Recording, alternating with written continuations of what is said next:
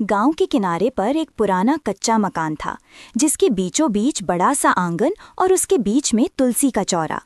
वहीं रहती थी शांति देवी, गोरे रंग की, सिर पर पल्लू डाले, हर सुबह तुलसी को जल चढ़ाने वाली और बेटे मनोज के नाम की दुआ करने वाली माँ।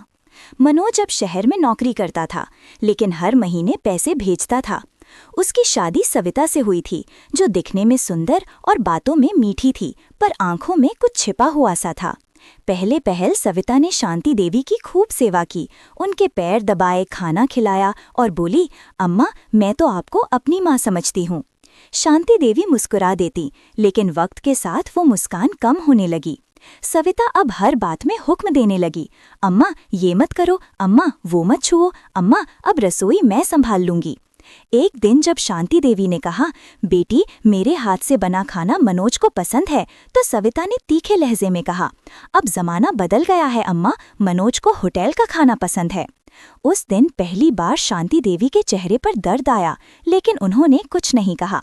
धीरे धीरे घर में उनकी जगह कम होती गई।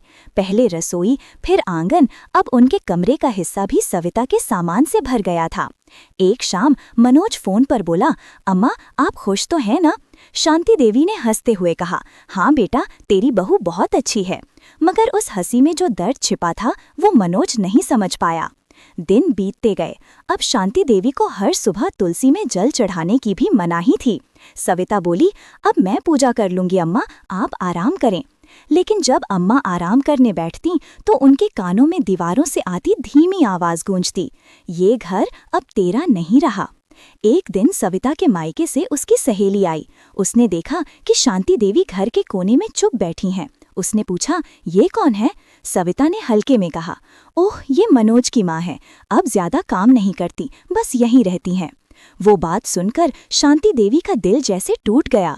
उन्होंने उसी रात मनोज को चिट्ठी लिखी, बेटा अगर कभी मैं यहाँ न रहूं तो आंगन की मिट्टी मत हटाना, उसमें मेरा मन बसा है। लेकिन वो चिट्ठी कभी पोस्ट नहीं हुई। अगले दिन सविता ने वो चिट्ठी पाली और मुस्कुराते हुए बोली, अम्मा अब पुरानी बातें छोड़िए, आपको आराम की जरूरत है। अगले हफ्ते गांव में अफवाह फैली कि मनोज की मां को शहर भेजा गया है आराम के लिए, पर सच्चाई कुछ और थी। सविता ने कहा था, अम्मा को थोड़े दिन के लिए नाते वालों के पास भेज रही हूँ। लेकिन वो गाड़ी जिस पर शांति देवी बैठी वो किसी रिश्तेदार के घर नहीं, बल्कि शहर के बाहर बने शांतिपथ वृद्धाश्रम पहुंची। वहां उन्हें एक कमरा मिला जिसमें सिर्फ एक चारपाई और एक छोटी तुलसी थी। शांति देवी ने किसी से शिकायत नहीं की, बस हर सुबह उसी तुलसी में जल डालती और धीरे से मनोज का नाम लेती। उधर गांव में सविता ने अब घर पूरी तरह अपने नाम करवा लिया। मनोज को फोन पर बोली, अम्मा आराम से हैं, फोन मत करना, उनका स्वास्थ्य ठीक नहीं। मनोज ने भी विश्वास कर लिया। लेकिन जब रात होती तो उस घर के आंगन में अजीब सी हवा चलती, तुलसी चौरे की मिट्टी सूखने लगी और दीवार पर एक हल्की सी परछाई दिखने लगी, किसी बूढ़ी औरत की, सिर पर पल्लू डाले, हाथ में दीपक लिए। सविता को लगा ये उसका वहम है। उसने अगले दिन चौरे को हटवा दिया। लेकिन उसी रात जब वो सोने गई तो उसे लगा जैसे कोई उसके कान में फुसफुसा रहा हो, मिट्टी मत हटाना, वहां मेरा मन बसा है। सविता ने आंखें खोलीं, लेकिन कमरे में कोई नहीं था। बस खिड़की से आती हवा में तुलसी की पत्तियों की महक थी। उसने खिड़की बंद की, पर बाहर वही परछाई खड़ी थी, आंगन में जहां कभी शांति देवी तुलसी को जल देती थीं। अगली सुबह सविता की आंखें नींद से नहीं बल्कि भय से खुलीं। रात भर उसे लगा जैसे कोई उसकी चारपाई के पास बैठा था और हल्की सी आवाज बार बार कह रही थी, बेटा तुलसी को पानी दे दे। उसने चारों तरफ देखा, लेकिन कमरे में कोई नहीं था। फिर उसने सोचा कि शायद उसका भ्रम हो, लेकिन जब वो आंगन में गई तो देखा कि मिट्टी वहीं पड़ी है जहां कल उसने तुलसी का चौरा हटाया था। पर उस मिट्टी के बीचों बीच एक छोटा सा अंकुर उगाया था, हरा और ताज़ा, जैसे किसी ने रात में उसे सींचा हो। वो डर गई, तुरंत नौकर को बुलाकर बोली, यहाँ से मिट्टी हटा दो, पूरा आंगन साफ कर दो। नौकर ने जब मिट्टी उठाई तो नीचे से एक पुरानी चिट्ठी मिली जिस पर लिखा था, अगर कभी मैं यहाँ ना रहूं तो आंगन की मिट्टी मत हटाना, उसमें मेरा मन बसा है। सविता का चेहरा सफेद पड़ गया। ये वही चिट्ठी थी जो उसने उस दिन फाड़ दी थी, पर अब वो कैसे यहाँ आई? उसने चिट्ठी को जला दिया, लेकिन धुएं की गंध पूरे घर में फैल गई। उसी रात जब वो सोई तो सपना आया। अम्मा वही चारपाई पर बैठी हैं, उनके हाथ में तुलसी का पत्ता है और वो कह रही हैं, मैं अब भी यहीं हूँ सविता। सविता चिल्ला कर उठी, पसीने से लथपथ, और तभी दरवाजे पर दस्तक हुई। उसने दरवाजा खोला तो डाकिया खड़ा था। उसने कहा, बहू जी, वृद्धाश्रम से पत्र आया है। उसने कांपते हाथों से लिफाफा खोला। उसमें लिखा था, शांति देवी जी 3 दिन पहले इस दुनिया को छोड़ गईं। उनके अंतिम शब्द थे, मेरा आंगन मत तोड़ना, वो मेरी आखिरी सांसों का साक्षी है। सविता वहीं कुर्सी पर गिर गई। उसे ऐसा लगा जैसे पूरा घर घूम रहा है। उसी रात जब हवा चली तो आंगन की सूठी मिट्टी फेर उठी और तुलसी के चौरे की जगह पर खुद ही दीपक जल गया। अब हर रात वो दीपक खुद जलता और किसी के कदमों की आहट सुनाई देती, छप छप, जैसे कोई पायल पहने धीरे धीरे चल रहा हो। सविता का चेहरा पीला रहने लगा। वो खाना छोड़ बैठी। रात में दरवाजा बंद करके सोती, पर फिर भी आवाजें आती। कभी तुलसी की पत्तियां झनकती, कभी फर्श पर हल्की ठक ठक किसी लाठी की। एक रात उसने हिम्मत की और बोली, कौन है वहां? जवाब में वही धीमी आवाज आई, मैं हूँ, तेरे आंगन की परछाई। और तभी खिड़की खुल गई, हवा का झोंका आया और दीवार पर बूढ़ी औरत की परछाई उभर आई। सविता का गला सूख गया।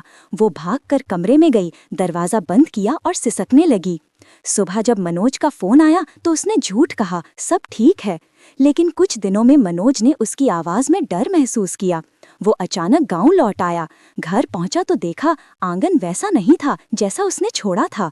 चौरा टूटा पड़ा था, लेकिन उसके ऊपर तुलसी के पत्ते हरियाले थे। उसने पूछा, सविता, माँ कहाँ है? सविता के होंठ कांपते पर शब्द नहीं निकले। तभी उनके 5 साल के बेटे आर्यन ने कहा, पापा, कल रात दादी आई थीं। उन्होंने मेरे सिर पर हाथ रखा था और बोली थी, बेटा, माँ को माफ कर देना। मनोज स्तब्ध रह गया। उसने बेटे को गले लगाया और बोला, क्या कहा दादी ने? आर्यन बोला, वो बोली कि अब मैं आंगन में रहूंगी जब तक कोई तुलसी में जल चढ़ाए। मनोज के पैरों के नीचे से जमीन खिसक गई। वो आंगन की तरफ गया और देखा कि मिट्टी से हल्की सी भाप उठ रही है, जैसे किसी ने अभी अभी वहां दीप जलाया हो। उस रात मनोज ने पहली बार सपने में अपनी माँ को देखा। वो मुस्कुरा रही थीं, लेकिन पीछे उनके साये में वही दुख छलक रहा था। उन्होंने कहा, बेटा, घर की जड़ें तब सूखती हैं जब प्यार को जगह नहीं दी जाती। मनोज की आंखें खुली और वो दौड़कर आंगन में पहुंचा। वहां सविता बैठी थी, रो रही थी। उसके हाथों में वही पुराना दीपक था। उसने कहा, मनोज, मैं बहुत बड़ी गलती कर बैठी। मनोज ने कुछ नहीं कहा, बस धीरे से तुलसी के चौरे को ठीक किया और वहां जल चढ़ाया। पर तभी एक झोंका आया और दीपक बुझ गया। सविता कांप उठी। वो यहाँ है, उसने फुसफुसाया। मनोज ने कहा, वो अब किसी को नुकसान नहीं पहुंचाएंगी, लेकिन वो चाहती हैं कि हम उनके आंगन को जिंदा रखें। उस रात के बाद जब भी हवा चलती, तुलसी की पत्तियां ऐसे झनकती जैसे कोई माँ अपने बेटे के सिर पर हाथ फेर रही हो। पर डर अब भी खत्म नहीं हुआ था, क्योंकि सविता को अब हर रात कोई दरवाजे के बाहर से पुकारता, बहू, तुलसी में जल दे दे। और जब वो उठती तो दरवाजे पर वही दीपक जलता, जो अब किसी इंसान ने नहीं, किसी आत्मा ने जलाया था। मनोज को गांव आए 3 दिन हो चुके थे, लेकिन अब घर में हर रात अजीब घटनाएं बढ़ती जा रही थीं। कभी तुलसी के पास दीपक अपने आप जल जाता, कभी कमरे में किसी के चलने की आवाज आती। सबसे अजीब तो तब हुआ जब सुबह सुबह मनोज ने देखा कि उनके बेटे आर्यन की हथेली पर तुलसी का पत्ता चिपका हुआ है। वो चौंक गया। बेटा, ये कहाँ से आया? आर्यन मुस्कुराकर बोला, दादी ने दिया, बोली ये मुझे बुरे सपनों से बचाएगा। मनोज की रीढ़ में सिहरन दौड़ गई। उसने घर का कोना कोना देखा, लेकिन कुछ नहीं मिला। सविता अब पूरी तरह चुप रहने लगी थी। दिन भर बस तुलसी चौरे के आसपास घूमती रहती, कभी मिट्टी में उंगली से कुछ लिखती, फिर मिटा देती। रात में कई बार अपने आप से बातें करती, अम्मा, मैंने आपको वहां भेजा, लेकिन अब आप मुझ में बस गईं। उसकी आंखों में अब पागलपन झलकने लगा था। मनोज परेशान होकर गांव के पुजारी को बुलाया। पुजारी ने घर का चक्कर लगाया और कहा, ये घर अब सिर्फ ईंट पत्थर का नहीं रहा, इसमें किसी का अधूरा मन बस गया है। उन्होंने तुलसी चौरे के पास एक दीपक रखा और कहा, इस दीपक की लौ अगर बिना हवा के बुझ जाए तो समझना आत्मा यही है। मनोज ने देखा दीपक धीरे धीरे झिलमिलाया और फिर खुद बुझ गया। हवा बिल्कुल भी नहीं चल रही थी। पुजारी ने गंभीर होकर कहा, सविता ने जो किया है उसका फल अब उसे भोगना पड़ेगा। उसी रात मनोज को सपना आया, अम्मा तुलसी के पास खड़ी हैं, चेहरा शांत लेकिन आंखों में आंसू। उन्होंने कहा, बेटा मैंने उसे माफ किया, लेकिन जो बीज बोया गया था वो अब जड़ें फैला चुका है। मनोज उठकर सविता के कमरे में गया तो देखा वो फर्श पर बैठी है और दीवार पर उंगली से लिख रही है, माँ मुझे अपने पास बुला लो। उसकी आंखें लाल थीं और कमरे में तुलसी की पत्तियों की गंध फैली थी। मनोज ने उसे झकझोरा, सविता होश में आओ। उसने धीरे कहा, अब बहुत देर हो चुकी है मनोज, वो अब हर जगह है। तभी खिड़की अपने आप खुली और हवा का तेज झोंका अंदर आया। कमरे की दीवारों पर साए हिलने लगे, जैसे कोई चारों तरफ घूम रहा हो। दीपक जल गया और फिर बुझ गया। सविता ने चीख कर कहा, वो आ गई। तभी दरवाजे के बाहर से किसी के चलने की आवाज आई, ठक ठक ठक, जैसे लाठी से जमीन पर प्रहार हो रहा हो। मनोज दरवाजे की तरफ बढ़ा, पर तभी दरवाजा अपने आप खुल गया। बाहर कोई नहीं था, सिर्फ तुलसी का चौरा चमक रहा था और वहां पर राख से किसी ने लिखा था, मुझे क्यों छोड़ा। सविता अब फूट फूट कर रोने लगी, अम्मा मैंने लालच में अंधेरा चुना, पर अब डर मुझे छोड़ता नहीं। मनोज ने कहा, हम सब तुम्हें याद करते हैं, लेकिन अब शांति चाहिए। लेकिन जैसे ही उसने तुलसी के पास जल चढ़ाया, आग ने चिंगारी ली और हवा में अम्मा की परछाई बनी। वही साड़ी, वही झुकी कमर और वही आंखें जिनमें ममता थी, मगर अब उनमें दर्द भी था। वो धीरे धीरे आगे बढ़ीं, सविता के पास आईं और बस एक शब्द कहा, बेटी। सविता घुटनों के बल गिर गई, मुझे माफ कर दो अम्मा। अम्मा की परछाई मुस्कुराई, लेकिन अगली ही क्षण धुएं में बदल गई और हवा में बिखर गई। उस रात घर की सारी लाइटें अपने आप बंद हो गईं। अगली सुबह जब सूरज निकला तो तुलसी का चौरा फिर खाली था, न दीपक, न पत्तियां, न कोई साया। लेकिन मिट्टी के बीचों बीच सविता का चुन्नी का कोना मिला, जैसे किसी ने वहां झुककर प्रणाम किया हो और फिर गायब हो गई हो। मनोज ने देखा, उसका बेटा तुलसी के पास बैठा था और बोल रहा था, दादी अब खुश हैं पापा, वो कह रही थी कि घर का आंगन अब कभी सूना नहीं रहेगा। मनोज की आंखें भर आईं, उसने बेटे को गोद में लिया और दूर आसमान की तरफ देखा। न जाने वहां कौन था, पर हवा में वही जानी पहचानी खुशबू थी, तुलसी की और माँ की। उस सुबह का सूरज बाकी दिनों से ज्यादा फीका था। आंगन में तुलसी चौरे की मिट्टी अब सूख चुकी थी और चारों तरफ अजीब सी ठंडक फैली थी। मनोज रात भर जागा था, उसे हर दीवार पर अपनी माँ की आवाज सुनाई देती रही, कभी दुआ की तरह, कभी आह की तरह। सविता अब कमरे के एक कोने में चुप बैठी थी, उसकी आंखें खुली थीं, पर उनमें कोई चमक नहीं थी। मनोज ने पास जाकर धीरे कहा, सविता अब सब खत्म हो गया। लेकिन उसने कोई जवाब नहीं दिया। उसने बस खिड़की की तरफ देखा, जहां धूप की पतली किरणों में तुलसी का साया झूल रहा था। तभी बाहर से पुजारी आए। उन्होंने धीरे कहा, मनोज, आत्माएं तब तक नहीं जाती जब तक अधूरा सच दफन हो। उन्होंने पूछा, क्या तुम्हें अपनी माँ की चिट्ठी मिली? मनोज ने चौंक कर कहा, कौन सी चिट्ठी? पुजारी ने बताया, वो चिट्ठी जो तुम्हारी माँ ने आखिरी बार लिखी थी, वो तुम्हारे लिए थी, उसमें उन्होंने सब बताया है। मनोज ने घर के हर कोने की तलाशी ली। आखिरकार उसे वो पुराना संदूक मिला, जिसमें उसकी माँ की साड़ी रखी थी। साड़ी के नीचे एक मुड़ी हुई चिट्ठी पड़ी थी, बेटा, अगर कभी मेरा नाम मिटा दिया जाए तो समझना मैंने घर नहीं छोड़ा, बस दीवारों में छुप गई हूँ।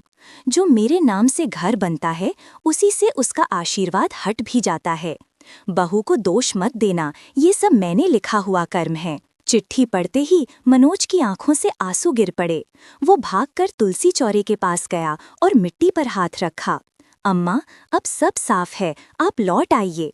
लेकिन हवा में बस एक धीमी आवाज आई, घर को छोड़ो मनोज, आंगन अब किसी और का है। उसी शाम पुजारी ने शुद्धिकरण का अनुष्ठान शुरू किया। घर के कोनों में दीपक रखे गए, मंत्र गूंजे, पर अचानक सब दीपक एक साथ बुझ गए। सविता जोर से चिल्लाई, अम्मा यहाँ हैं, वो मुझसे नाराज नहीं, वो मुझे ले जाने आई हैं। और इससे पहले कि कोई कुछ समझता, वो उठकर आंगन की ओर भागी।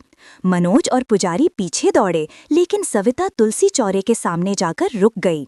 हवा तेज हुई, राख उड़ने लगी और सविता ने अपनी हथेली मिट्टी पर रख दी। फिर उसने मुस्कुराते हुए कहा, अब घर तुम्हारे हवाले अम्मा। अगले ही पल उसके शरीर में कंपकपी हुई और वो जमीन पर गिर पड़ी। जब पुजारी ने उसे उठाया तो उसका शरीर ठंडा हो चुका था। मनोज फूट फूट कर रो पड़ा। पुजारी ने बस इतना कहा, जिसने आत्मा को बेघर किया उसकी आत्मा अब उसी में समा गई।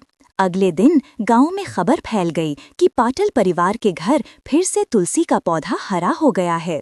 लोग कहते थे रात को किसी बुजुर्ग औरत की परछाई आंगन में बैठी दिखती है और सुबह मिट्टी गीली होती है, जैसे किसी ने वहां जल चढ़ाया हो। मनोज अब उस घर में नहीं रहता। उसने घर बंद करवा दिया और अपने बेटे आर्यन के साथ शहर चला गया। पर शहर में भी आर्यन कभी कभी कहता, पापा, दादी रात में आई थीं, उन्होंने कहा घर की तुलसी फिर से मुस्कुरा रही है। मनोज कुछ नहीं कहता, बस आसमान की तरफ देखता और आंखें बंद कर लेता। कुछ महीनों बाद जब गांव में नया परिवार उस घर में रहने आया तो उन्होंने पहले दिन ही देखा कि तुलसी के पास एक बूढ़ी औरत बैठी थी, सिर पर पल्लू डाले और मुंह में मुस्कान लिए। उन्होंने सोचा ये पड़ोस की कोई दादी होंगी, लेकिन जब उन्होंने दरवाजे की तरफ देखा वो वहां नहीं थीं। अगले दिन वही औरत फिर दिखी और इस बार उसके पीछे राख में लिखा था, ये घर मेरा नहीं, मेरा आंगन है। धीरे धीरे गांव के लोग उस घर के पास जाना बंद कर दिए। कहते हैं रात में वहां तुलसी अपने आप झूमती है और हवा में किसी के पल्लू की सरसराहट सुनाई देती है। मनोज ने आखिरी बार गांव छोड़ा तो आंगन की ओर देखा। तुलसी अब पूरी तरह हरी थी और सूरज की रोशनी में उस परछाई को देखकर वो समझ गया कि कुछ रिश्ते मौत से भी नहीं टूटते। उसने धीरे से कहा, अम्मा, अब मैं समझ गया, घर दीवारों से नहीं दुआओं से बसता है। हवा चली और जैसे जवाब मिला और श्रापों से मिटता है। उसके बाद वो कभी उस गांव में नहीं लौटा, लेकिन हर साल तुलसी पूजन के दिन जब वो दीपक जलाता तो लौ हमेशा झिलमिलाती रहती, जैसे कोई माँ अपने बेटे की दुआ में साज बैठी हो। और उसी लौ की रोशनी में अब भी वो घर कहीं दूर अपने आंगन की परछाई में सांस लेता है, अधूरी कहानियों के बीच, जहाँ हर मिट्टी का कण